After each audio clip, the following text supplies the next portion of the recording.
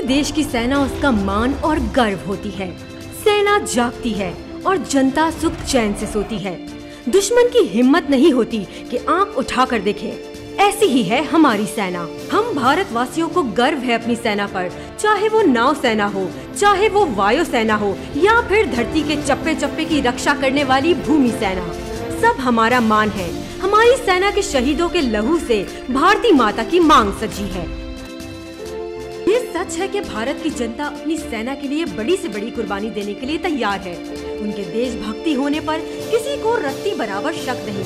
पर क्या कीजिए कि हमारे सामने ही देशभक्ति के रूप में कुछ खिलवाड़ खेलने वाले भी हैं, अपमान करने वाले भी हैं, जिनके किए हुए कर्मों की सजा पूरा देश भुगत रहा है।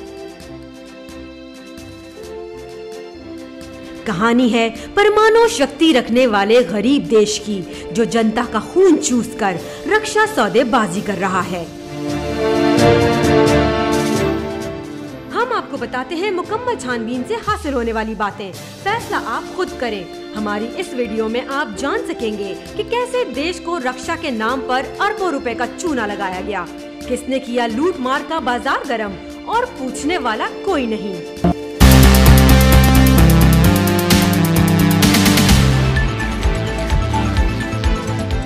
ये बात है 1993 की, जब रूस ने अपनी खराब अर्थीय अवस्था के कारण एटमी सबमरीन का काम रोक दिया और करीबन 10 वर्ष गुजरने के बाद 2004 में भारतीय सेना के पंडितों ने ये फैसला किया कि हम राष्ट्रीय खजाने से इस रुके हुए प्रोजेक्ट को मुकम्मल करेंगे, इस सोच के साथ कि जब ये प्रोजेक्ट मुकम्मल होगा तो इस सबमरीन को भारतीय पानी में लाकर अपनी ताकत का मुजाहिरा करके शोबाजी करेंगे। ये मामला चलता रहा और भारतीय नाव सेना के 70 के लगभग कर्मचारियों ने सबमरीन पर काम करने की प्रशिक्षण भी हासिल कर ली।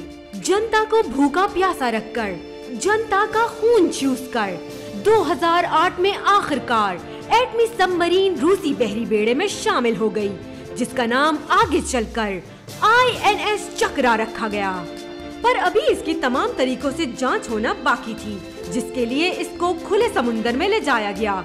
ऐसे ही एक जांच के दौरान पेश आया एक ऐसा वाकया, एक ऐसी दुर्घटना जिसने न सिर्फ इस सबमरीन को नुकसान पहुंचाया, बल्कि उसकी तैयारी और मयार पर भी सवाल खड़ा कर दिया। जब रूसी अमले के एक फर्द ने की लापरवाही और आग बुझाने का सिस्टम कर दिया चालू, जिस कारण हुई 45 के लगभग जाने जाया। सिर्फ यही नहीं, सबमरीन को पहुंचा अंदरूनी तौर पर शदीद नुकसान।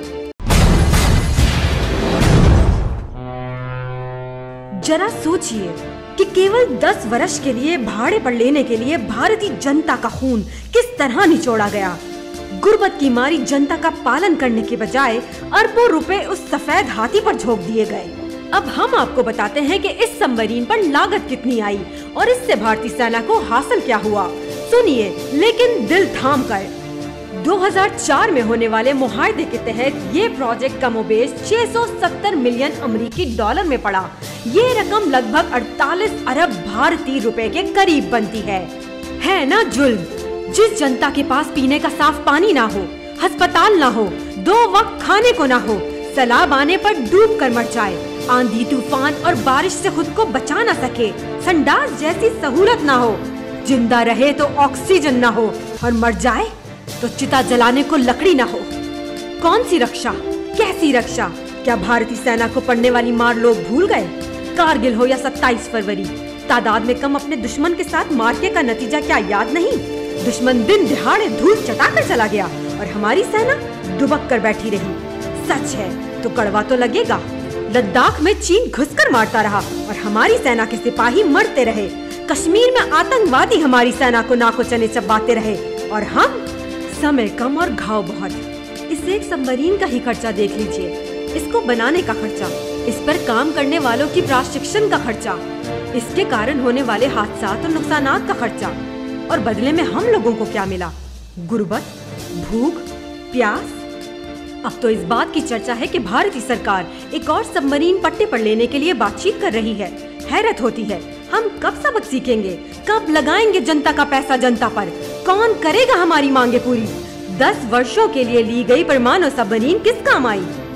2017 में जब INS चक्रा विशाखापट्टनम में दाखिल हो रही थी, तो उस समय हुई हादसे का शिकार और एक मोहतात अंदाजे के मुताबिक इसको ठीक करने में $20 मिलियन यानी लगभग 125 करोड़ रुपए खर्च आया। हम भारतीय सेना का दिलो जान से सम्मान करते हैं और हमारी इस वीडियो का मकसद हरगिज ये नहीं कि किसी इदारे का अपमान हो।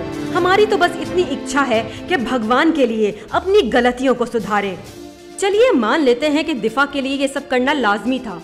बनते समय इस पर एक्सीडेंट का होना, भारतीय पानी में इस पर एक्सीडेंट का होना, सिलेंडर का फट जाना और इतना सब रुपया खर्चने के बाद भी सबमरीन की टेक्नोलॉजी ना होने के कारण से दोबारा रूस से इसको ठीक करवाने की मोहताजी। सिर्फ यही नहीं, 10 वर्ष इस सफेद हाथी को पालने के बाद बिलाखिर हमने इसे वापस भी रवाना कर दिया। क्या कोई बताएगा कि भारतीय जनता को किस बात की सजा मिल रही है? क्या उसका अधिकार नहीं कि राष्ट्रीय खजाने का रुपया जनता पर भी लगे? रक्षा करनी ही है तो देश की रक्षा के साथ गरीब आदमी की मांगों की भी रक्षा कीजिए, जनता के वसाइल की भी रक्षा कीजिए, लोग इज्जत से जी सके और मर सके इस बात की भी रक्षा कीजिए।